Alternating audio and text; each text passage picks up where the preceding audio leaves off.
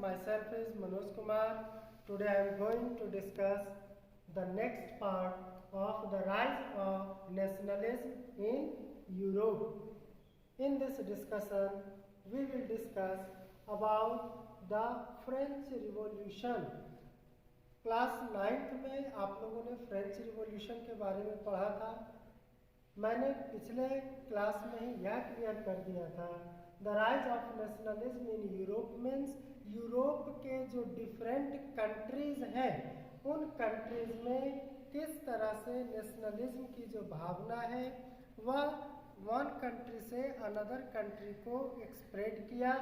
तो यहाँ हमने यह भी बताया था पहले आपको कि इसमें कुछ देशों के बारे में ही हम लोग पढ़ेंगे, यूरोप के सारे देशों की स्टडी नहीं करनी है। तो इसमें आपको फर्स्ट जो देश था वह है फ्रांस। तो फ्रेंच रिवॉल्यूशन से हम लोगों को इस चैप्टर में जो नेशन स्टेट की जो फीलिंग है वह किस तरह से फ्रांस से होते हुए इस क्लास में हम लोग फ्रांस में जो घटनाएं घटी उससे किस तरह से नेशन स्टेट जो डेवलप हुआ और फ्रांस से होकर के दूसरे देशों में वह फैला, इन बातों को अब हम लोग यहाँ डिस्कस करेंगे। So let's start from French revolution. French revolution में it was the first clear cut expression of nationalism. France से ही पहली बार वहाँ की जो क्रांति हुई, रिवॉल्यूशन हुआ, वहीं से पूरे वर्ल्ड में एक नेशनलिज्म का जो क्लियर कट एक्सप्रेशन था वह स्प्रेड हुआ। इट मीन्स जो नेशनलिज्म की भावना है हम लोग यह कह सकते हैं कि उसका जन्म या उदय इसी फ्रेंच रिवॉल्यूशन से हुआ। तो इसमें हम लोग पहले देखते हैं नेशन स्टेट। एक क्वेश्चन आप लोगों को आता है कि which was the first clear cut expression of nationalism, तो उसका आंसर आप लोग इसी डिस्कशन में देख सकते हैं। तो अब स्टार्ट करते हैं नेशन से। नेशन क्या था? तो पहले sense of collective identity. Nation was simply a sense of collective identity. जैसे इंडिया है तो वी ऑल आर इंडियन, हम सभी लोग क्या है? इंडियन है, हमारी आइडेंटिटी क्या है? इंडियन है। लेकिन एंशिएंट टाइम में आपको इंडिया कई प्रोविंसेस में बटा था बिफोर ब्रिटिश रूल। महाराष्ट्र मराठों में, गुजरात और राजस्थान राजपूताना में, लखनऊ के जो नवाब थे इसकी अलग पहचान थी अवध के रूप में, दक्षिण भारत जो था डेक्कन स्टेट्स या चोर चेर चालुक और पांड। इट मीन्स इंडिया की कोई कलेक्टिव आइडेंटिटी नहीं थी, सब अपने अपने प्रोविंसेस से जाने जाते थे।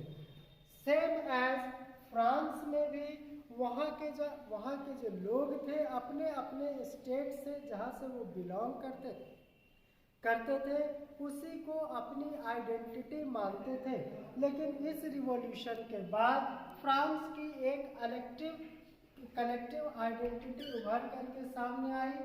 लेकिन जो नेशन बना, कंट्री बना, ऐसा ही नहीं बन जाता, उसके लिए कुछ प्रयास करने होते हैं। वहाँ के जो किंग हुए जैसे नेपोलियन बोनापार्ट आए बाद में, उन्होंने किस तरह से क्या क्या स्टेप्स लिए, या फिर वहाँ की जो असेंबली बनी उस असेंबली ने क्या ऐसे स्टेप लिए जो उस कंट्री को एक नेशन स्टेट बनाने का काम किया। तो steps taken for this are, उसके लिए जो स्टेप्स उठाए गए वो क्या क्या थे? First, idea of la patrie and le citoyen. La patrie means fatherland. जैसे हम लोग के यहाँ भारत को मातृभूमि कहते हैं, वहाँ ला पैट्री का कंसेप्ट लाया गया फादरलैंड का, ताकि लोग अपने आप को फ्रांस के अलग अलग पार्ट से बिलोंग न करते हुए पूरे कंट्री को फादरलैंड के रूप में देखें। उसके बाद था ला सिटोयन। ला सिटोयन means citizen.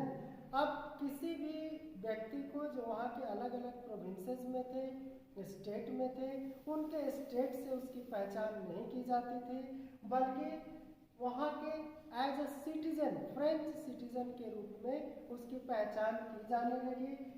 It means they belong to la citoyen. और नेक्स्ट है न्यू फ्रेंच फ्लैग। हर कंट्री का आज भी देखते हैं कि बहुत सारे जो देश हैं सभी देशों का अपना अपना एक नेशनल फ्लैग है। उसी तरह फ्रांस ने भी अपना ट्राई कलर का एक फ्लैग को अडॉप्ट किया। अब कंट्री के अलग अलग पार्ट के अलग अलग फ्लैग नहीं होते, बल्कि पूरे कंट्री का एक अपना ट्राई कलर फ्लैग को अडॉप्ट किया गया, जैसा कि इंडिया में भी हमारा ट्राई कलर है। नेक्स्ट स्टेप था फॉर्मेशन ऑफ नेशनल असेंबली। वहाँ के जो किंग थे, किंग के जगह मोनार्की को समाप्त कर दिया गया, एक नेशन स्टेट बनाया गया।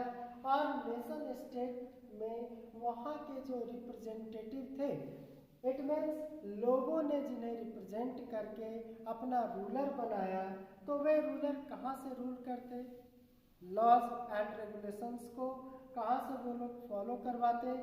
तो इसके लिए उन्होंने नेशनल असेंबली का फॉर्मेशन किया। हमारे यहाँ भी इंडिया में भी असेंबली है, जैसे लोकसभा एवं राज्यसभा, सेम एज वहाँ भी फर्स्ट टाइम जो है फॉर्मेशन ऑफ नेशनल असेंबली को फॉर्म किया गया। Next step was new house were composed and oaths were taken. It means अब जो रिवॉल्यूशन था, उस रिवॉल्यूशन के दौरान न्यू हाइम्स कंपोज किए गए। न्यू हाइम्स मीन्स स्तुतियाँ, जैसे हमारे यहाँ इंडिया में जन गण मन या वंदे मातरम, ये सब कंपोज किया गया आज़ादी के समय। वहाँ भी नेशनलिज्म की भावना को फैलाने के लिए नए नए हाइम्स कंपोज किए गए। ओथ्स वर टेकन, और शपथ ली गई। लोग शपथ लेते थे देश की आज़ादी के लिए या नेशन स्टेट बनाने के लिए। Next was a centralised administrative system was setup.